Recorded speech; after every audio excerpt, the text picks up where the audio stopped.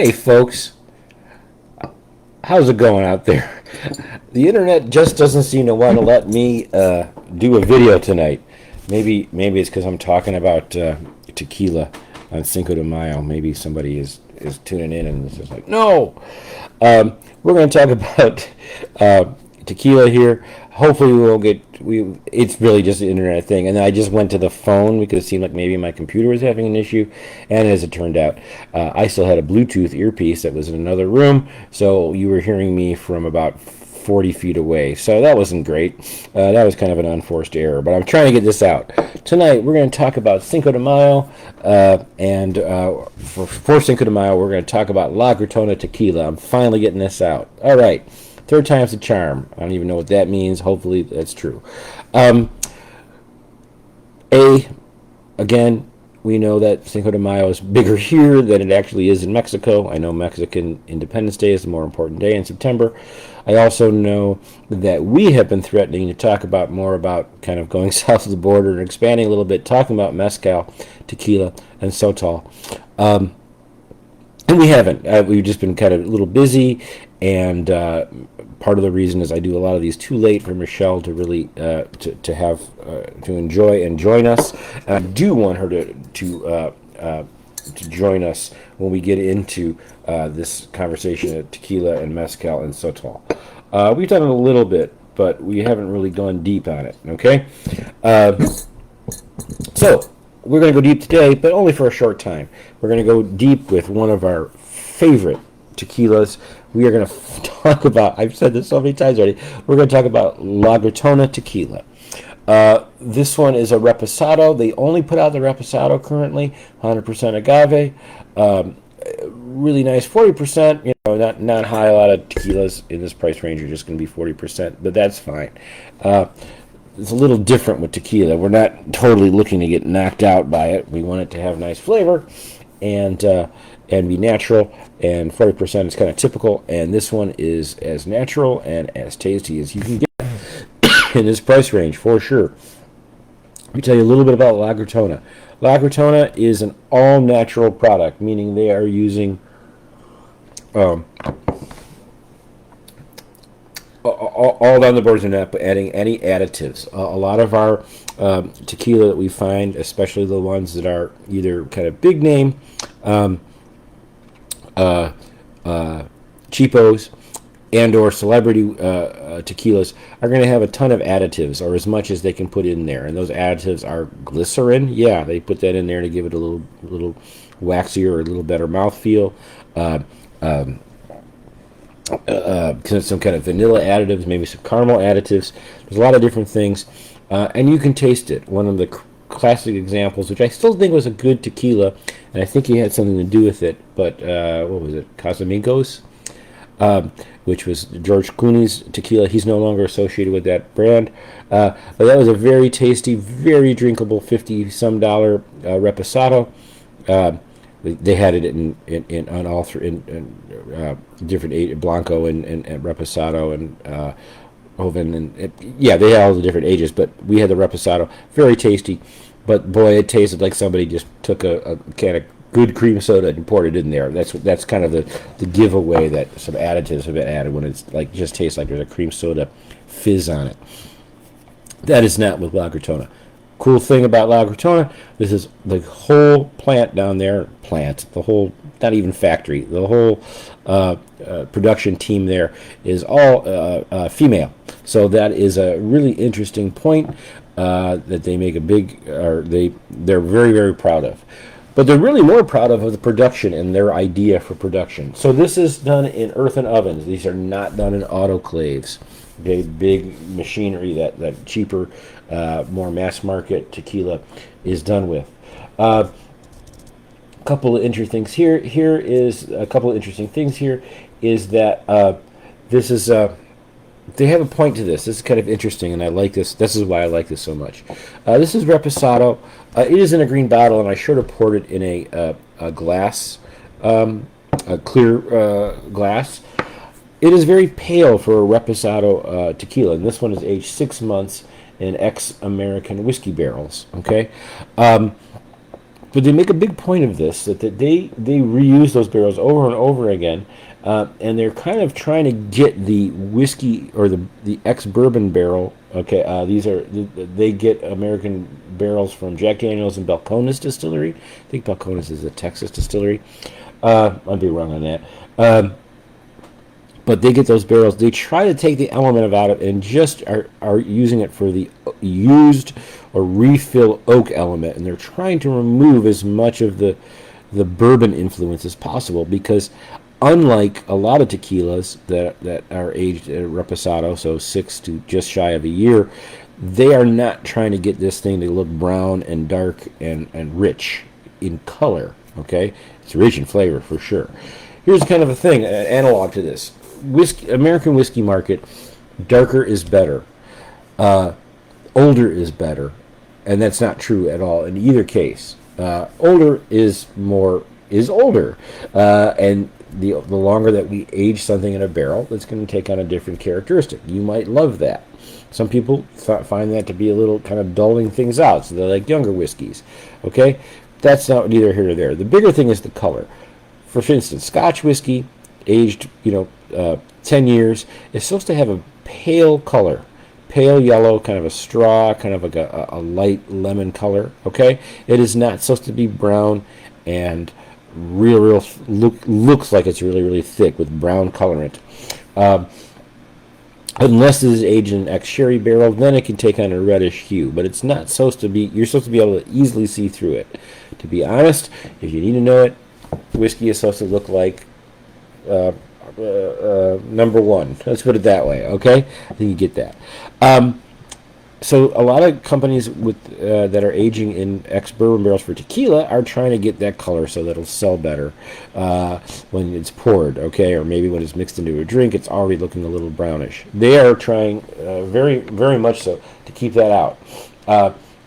They're trying to soften and soften their tequila and not trying to deduce these kind of bourbon barrel notes on it, okay? I taste that completely.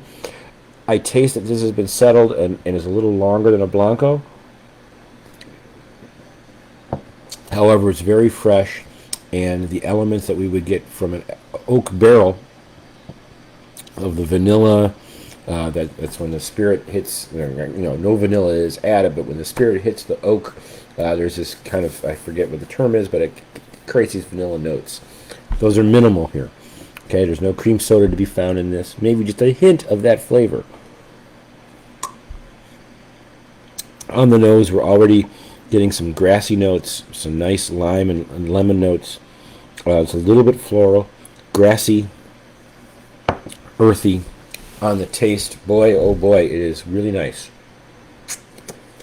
All those things mentioned before. The agave is not overcooked, where we get this really bad, like Corvo garbage.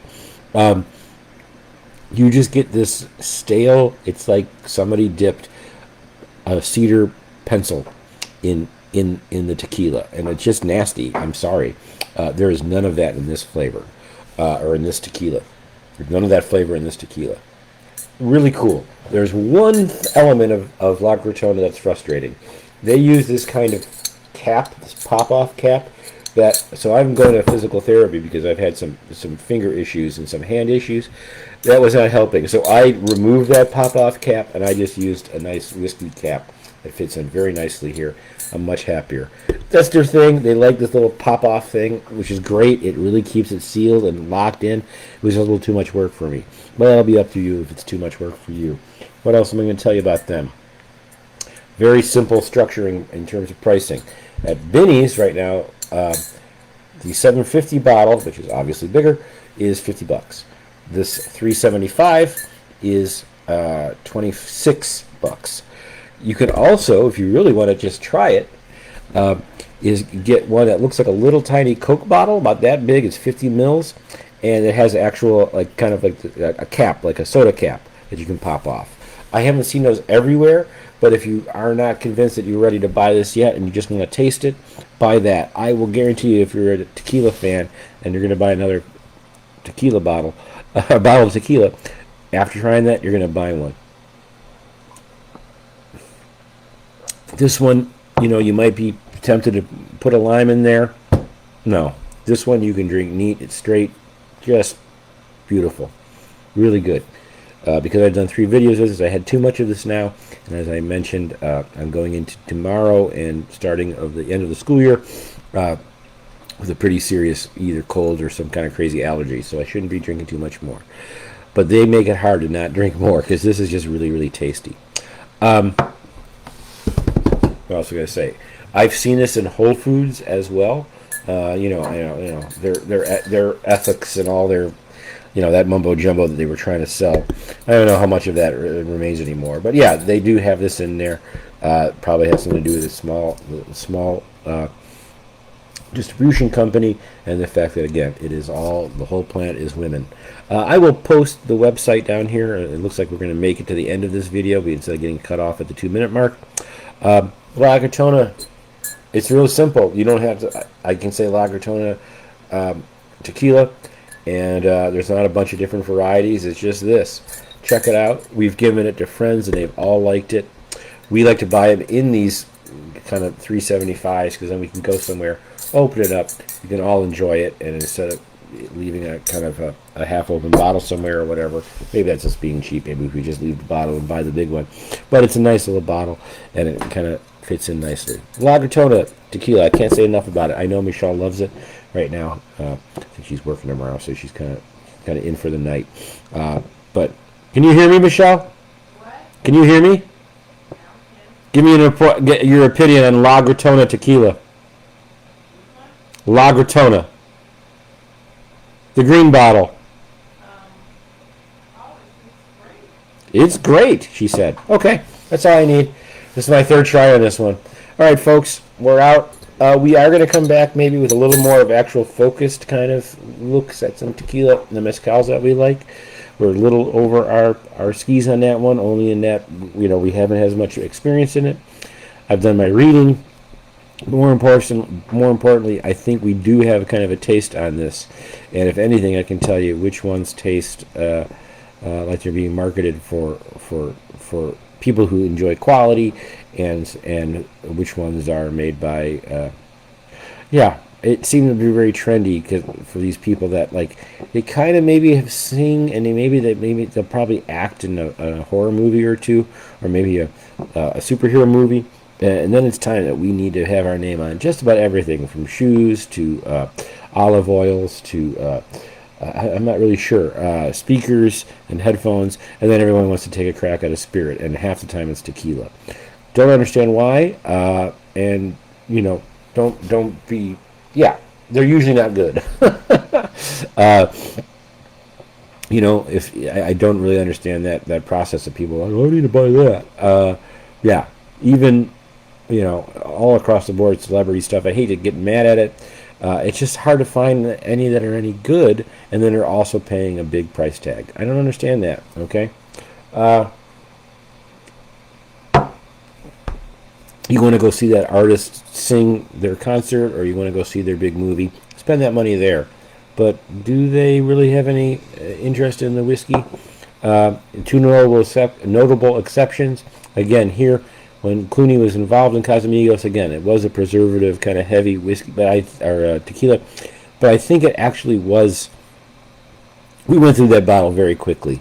I remember I was talking to a very fine drummer here in Chicago, Gustavo, and I don't use last names, but we were talking about this is it tastes full of preservatives. Who cares? This is really tasty. That tequila has its place. This one will really blow you away. I think next time we're going to talk about another favorite. Maybe we'll talk a lot about mezcal. My sister has been talking about being interested in mezcal, and we want to talk about the Del Maguey line. Some of those are just average. Some of those are outstanding. I think they're right away. Let me see if I move. You can see those green bottles back there, those festive green bottles up right there. Those are all Del Maguey's, the Vita, and then a couple of more of their what they call their Village series. You might want to check those out. The Vita is kind of average, but you're going to find that even in grocery stores. Their Village series is some of the best spirit that I've ever drank. So there you go. All right, folks. Happy end of Cinco de Mayo. Finally, my third take has made it. La Gritona Tequila. Just one bottle, 3 different sizes. Check it out. You will not be disappointed if you enjoy tequila. If you're disappointed, send it to me. I'll finish it.